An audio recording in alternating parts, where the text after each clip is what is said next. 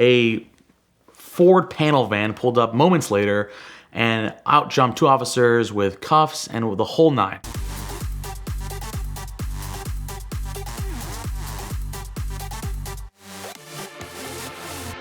Last Thanksgiving, I was dropping a good friend off at the Ronald Reagan National Airport in Washington, D.C., and coming back on a portion of freeway in the D.C. area called Whitehurst Freeway. Those of you that are familiar with D.C. will know it's an elevated highway, and it's got that concrete sound that when you go over it at about 50 or 60 miles per hour, you feel like you should be going 80 or 90 miles per hour, right? However, it's a 35, and we'll get to that in just a moment. I just dropped off my buddy in his Lexus, the ES 350. It's a new car. It's fine and all. It's relatively quick, but it wasn't registered yet is the important factor. It's the leased car, and the paperwork was supposedly in the car, but the temporary tag had fallen off due to some rain and whatnot. So for all intents and purposes, it is a black Lexus with no tags. So I'm driving back. This is probably Thanksgiving Eve from the airport, and I am flying, and there's this Range Rover in the left-hand lane, and he suddenly slams on the brakes, and I sort of go around, and I'm like, why is this guy slowing down? And I might add that being in not my own car, and being in a district with no radar detectors or laser jammers being legal, you're flying quite literally blind. Waze in DC works really well for stationary speed cameras, but that's about it. And the unending bounds of construction happening in the district. So I immediately go down in a dip, and I see a stationary police officer quite literally on the side of the freeway, no shoulder, sort of where 2 lanes then go to merge into a third turning lane, point at my car and go like this. And I thought, all right, well, that's really weird. Never seen a stationary police officer in DC, but I guess at the end of the month, maybe they're trying to get those quotas up or whatnot. So I pull off to the side. The gentleman quite literally putting his life on the line for speeding tickets in DC. Literally, as I said, no shoulder, no nothing. Walks to the vehicle, and I've got the whole thing. Keys on the dash, even though it's a keyless start. Hands like this, the whole nine, right? All the windows down, no tint, nothing. Looking at, how are you, officer? How are you? Whatever.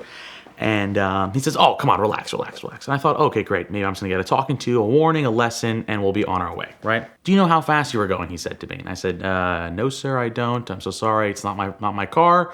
He said, "Yes, we'll get to that." And I said, "Yes, my friend's car. I just leased it. Or dropped him off at the airport. I'm happy to call him if you'd like and whatnot." And he says, No. How fast were you going? I said, "Again, sir, I'm so sorry. It's one of those new digital tachometers. I'm used to the much older vehicles. I'm not very, these new hybrid vehicles, you start getting on the gas and suddenly next thing you know, you're going fast." And he goes, "How fast?" And I said, Sir, I quite literally do not know." So then I started thinking maybe he doesn't know how fast I was even going. I thought maybe he just saw a car moving fast, double as fast as the rest of the speed of traffic, and said, "Please join me on the side of the road, good sir." And I figured, okay, fine, maybe I'll use this to my advantage. Lo and behold, he did know, and he did have it on the radar at 71 in a 35. So again, double the speed limit, a little over double the speed limit.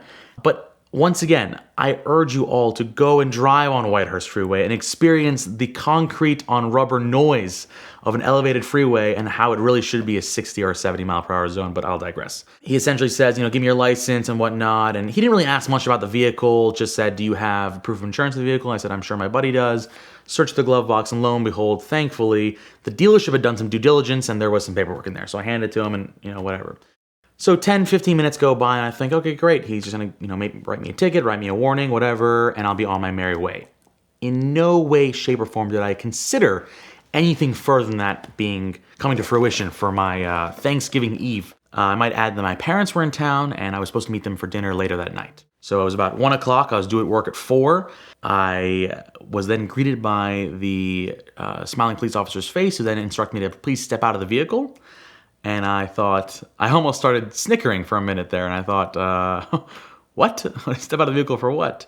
And again, so I obliged. I stepped out of the vehicle. Again, cars driving by at a rate of speed higher than 35, I might add. And then, I instinctively, having watched a lot of cops and live PD, put hands on the trunk, spread my legs. He goes, "Oh, come on, no, none of that. And I thought, again, Great. Maybe he's going to give me one of those out of the car, stern talking tos, being a young kid. Maybe he's going to try and scare me straight by doing the whole I'm going to arrest you spiel. And I thought, okay, fine. He essentially explained to me that Washington, D.C. just passed a new ordinance that anyone doing essentially double the speed limit, no matter what it is, a 10-mile-an-hour zone, a 20-mile-an-hour zone, or a 35-mile-an-hour zone, is immediately subject to arrest. And the color drained out of my face, and he said, so I will be having to put you underneath arrest today. And I looked at the guy, and I, again, started almost laughing, thinking, what's going on in Northwest Washington, D.C., upper Northwest D.C., a kid dropping off his buddy at the airport, trying to get home to go to work at 4 p.m., not a big deal, and there's the murder capital, as they used to call it, crime happening Southwest, Southeast D.C., and I figured this nice gentleman's deciding to spend his afternoon with me. So be it. I said, okay, fine, whatever. So but then he says, now you can go ahead.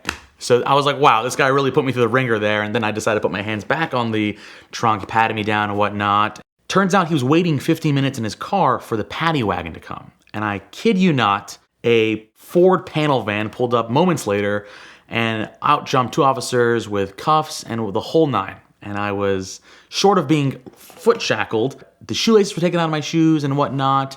And the gentleman pretty much just explained to me that I had a few options. Either A, I would leave the car where it is on the side of the road on a highway and run the risk of it being damaged, towed, whatever. Or I could have the gentleman drive it and leave it in the gas station right next to it for me. And then when I got out of my time in the slammer, I could go and pick up the vehicle. Or he could drive the car for me to the police station, and then I would be able to get it when I got out. And I figured, okay, let's go with the third option, please. That seems, most cost-effective, most reasonable, and most, amicable to my friend who has just let me take him to the airport and then get arrested in his vehicle.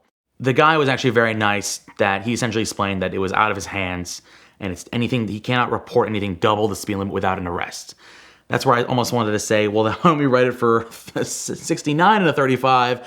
And but I don't think he was having. I think he was a young guy, and I think he was, trying to keep dot his I's and cross his T's and whatnot. So I respect that. I respect his demeanor. Nonetheless, he had one of the gentlemen driving the paddy wagon drive his cruiser, and we sort of formed a convoy where the Lexus was in the front, driven quite rapidly, I might add, on city service streets in DC by the arresting officer, the paddy wagon in the middle, and then his cruiser behind, and they did the whole thing, hands behind like this, the metal bar up to my chest, and the whole inside of the van almost smelled like puke and whatnot from probably last St. Paddy's Day when they were picking up people in the paddy wagon. We took the 10-15 minute drive back to the police station, which I might add, we lost sight of the Lexus many times on that drive because he was having his own fun in the vehicle. And then I got to jail, and I was processed. They took my mugshots, they searched my socks, they searched in and around my every which area and crevice of a body that I didn't even know some bodies had crevices like that. All the while I got to witness quite the onslaught of individuals coming before me and after me, getting photographed and whatnot. Some getting kind of violent with the police, almost sort of, trying to muscle their way out of, I don't even know what the game plan there is. Essentially, once I was booked, they fingerprinted me. I said, hey, where's my phone call? Do I get a phone call? And my first thought was to call my mom, and then I immediately decided not to. And my next thought was to call one of my buddies. And they told me that there's no bail, though. They just had to wait for the FBI to clear me as having no outstanding warrants. They could send me on my merry way because they did not consider this. Although it was felony speed, it was not a dangerous crime they had to keep me in jail for until my court date or whatever. I then asked, hey, where's my phone call? And they said, okay, yeah, you can make a phone call. And my first reaction was to actually then call work and say, hey, I'm going to be a little bit late today, but I did not know my work's phone number. So I decided, hey, can I use 311? The guy's like, come on, that's 2 phone calls. And I was like, come on, please, I'm a kid and whatever. He's like, okay, fine. So I was able to get my boss's phone number and called, and they told me, hey, just shoot me a text, man. I'm really busy right now. And I was like, buddy, it's not really that kind of situation, all right? If I'm calling you from a random phone number, it's probably that I'm in trouble, all right? So I'm going to be about half an hour late. Luckily, after about an hour and a half, this is coming up on 3 p.m. now, I was released. But what I will say is those hour and a half that I did spend in the jail cell with a few other individuals who then would like to call me a close friend, I don't know if I would call them the same, we started trading stories about why we were in there. And a lot of people were saying, I was stealing jeans from Banana Republic, or I was selling fentanyl on the block, or I hit my girlfriend. And they all came to me and all eyes looked at me and I said, well, I was just speeding. And they all said, white people. Long story short, got out of jail and literally walked out Grand Theft Auto style, rubbing my hands, got into my buddy's Lexus, drove it home, picked up my own car, went to work, thankfully on time. And I got the court date situation in the mail. It ended up being over Christmas when I was supposed to be out of town with my girlfriend. And I immediately, contacted a lawyer and said, hey, can we get this figured out? And lo and behold, the attorney I hired was actually a good friend of, kid you not, the Attorney General of DC. And DC being a district has its own AG rather than a prosecutor or whatnot.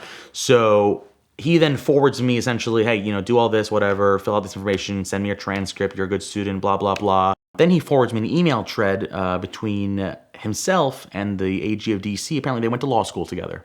And the last email in a 35 email chain talking about catching up and their families and their wives and going to golfing and whatnot was, by the way, a good client of mine just had this situation come up. What can we do for him?